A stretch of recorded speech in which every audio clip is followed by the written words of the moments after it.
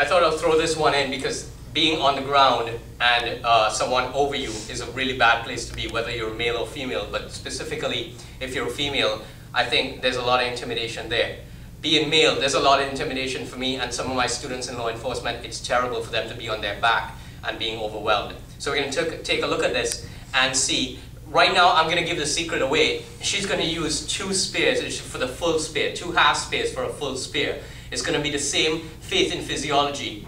What's going to trigger her response is her natural body's response to real aggression, fear, and violence. I'm going to be using an improvised weapon here, and I'm going to be coming down on her. So it's not much for her body to learn, but now what she's going to do is convert it into something tactical. We call this drill Saving Private Ryan, because if you saw the movie, you'll remember that pivotal scene. Okay, so I'll ask my partner to lay down.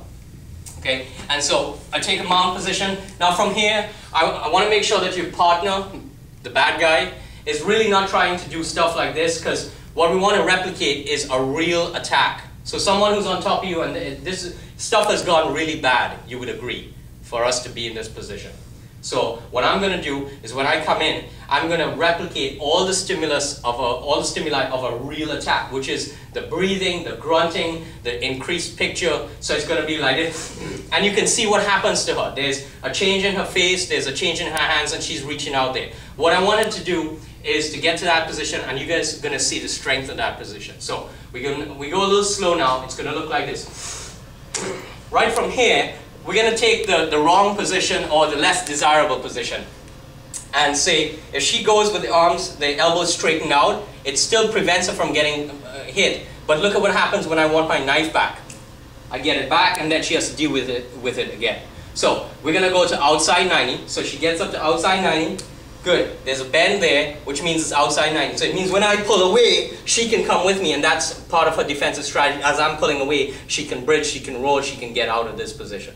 Okay, what I want you guys to look at again is the strength of this position. Let's do it again. She's going to go with her most desirable position outside 90 and get away from danger.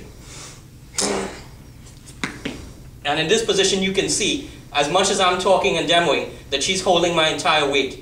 I don't think if I asked her to bench press my entire weight, she can do it. But from this position, she can. Try it again, one more time.